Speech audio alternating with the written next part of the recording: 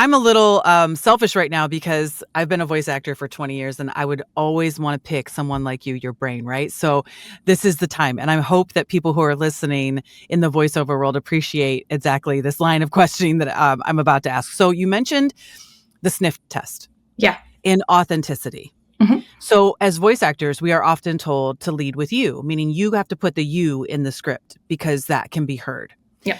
So what kind of things do you do to ensure that the you comes out, whether it be for on-camera casting or voice casting?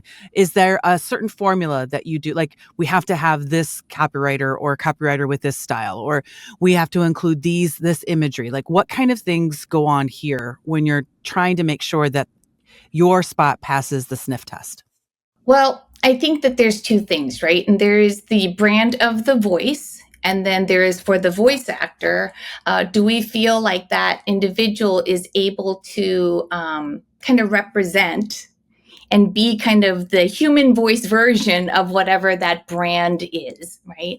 And in your case, when we were actually casting for the role that you eventually so ably and wonderfully filled, but we had two things in mind. Hearing loss is something that is actually so underestimated and kind of under aware in terms of just like most people, it's not on their radars. It's an old person's problem. I don't need hearing aids. I don't want hearing aids. There's a lot of stigma still attached or lack of awareness in that, right? But it is also something where if it does go untreated, has some pretty significant kind of implications to that, right? We all started reading the literature around cognitive decline and the connection between that and dementia, and so there's a lot of health related, and then also that hearing loss is not an elderly condition. The average age now, you won't believe. Guess what the average age of kind of the onset of hearing loss is now? I will guess somewhere between 55 and 65. Most people do. And you'll be shocked to discover that you're decades off and it's actually 38, right? What? Yes, that's not a future me problem. It's probably a you today problem, right? And so I think a lot of folks thought like, oh, it won't be until at least I'm in my 50s and 60s. And 50s and 60s today is also very different. But modern life, earbuds and headphones and, construction and aviation and all traffic, all this stuff and our kind of daily habits have come into kind of making this a problem. So I set this as a very long-winded kind of starter to the response that you're looking for, which is, well, how do you do this? And so we've got this really big problem, and Eargo is representing itself as we really know our stuff when it comes to the technology and being able to come up with a really amazing, technically advanced solution to help people with their hearing loss, but also not forgetting that you might not want to kind of like advertise it out to the world that you're wearing these big honking things. There's comfort, there's practical things, and visibility serves both a kind of technical as well as a cosmetic, right, an aesthetic purpose in that way.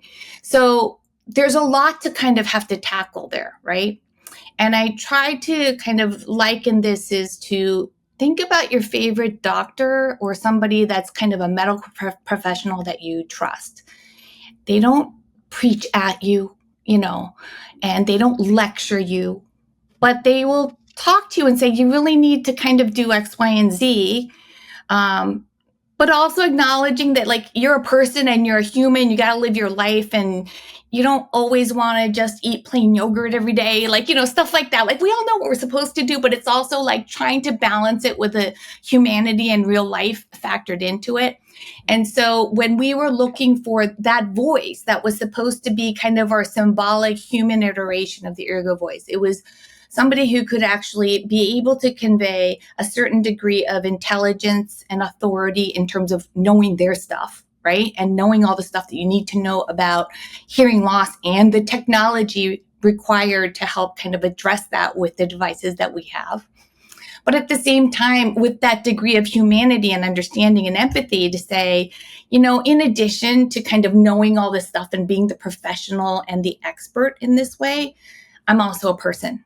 And I Mhm. get that, like, we're people talking to other people at the end of the day. And this is something that really needed to be humanized to get past a lot of, whether it's stigma or lack of interest, or just kind of, it's not even on my radar and I'm not really listening. But if somebody's really talking to you, like they really want to talk to you, you're going to stop and you're going to kind of pay more attention. You're not going to just hear, you're going to actually listen. And that was Mhm. really kind of, our goal. And when I was talking to our producer and I said, we've got a lot of different options. And at first he gave me he had a bunch of folks that were men and a bunch of folks that were women, Mhm. and male and female voices. And, my struggle with this was that we have a very kind of mysterious, kind of black, kind of kind of sexy male leaning product, because it's all black and it's matte and it's very kind of like mysterioso, right? Okay, It's yes. Let's beautiful. get It's into it. Keep beautiful, doing right? it. Keep talking. Uh-huh.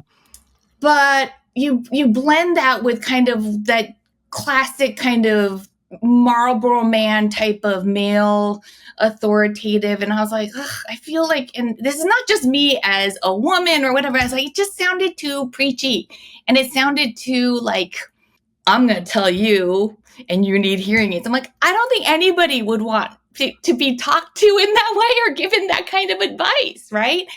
And I also thought, like, this is already leaning more masculine.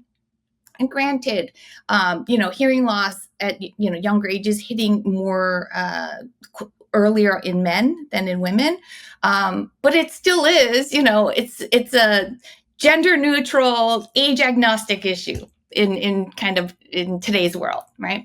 So I was like, we're kind of missing the boat if we're only talking to like bros talking bros.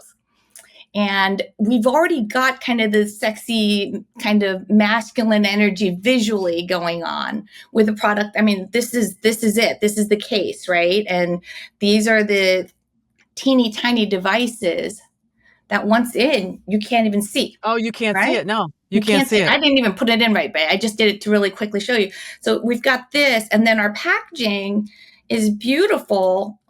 But again, it's meant to be very kind of sexy and mysterious and dark, and kind of like, because our whole signature has always been this like really great hand feel ergonomic kind of charger that you wouldn't be kind of embarrassed to have to like pull out, just like if you were to put in any sort of kind of personal device, earbuds, whatever, right?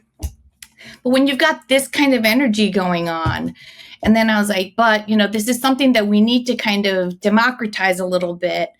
And I feel like, you know, I actually feel like having a female voice will add a little bit more of that, kind of neutralize some of the heavy, kind of more masculine energy that we have going on with our visual identity, which is, this is part and parcel of it. And black on black with the design elements is sexy. And I wear a lot of black. Like, women like wearing a lot of black things too. But I think that being able to kind of balance that out. And then also, I think it takes a little bit of the preachiness out of it.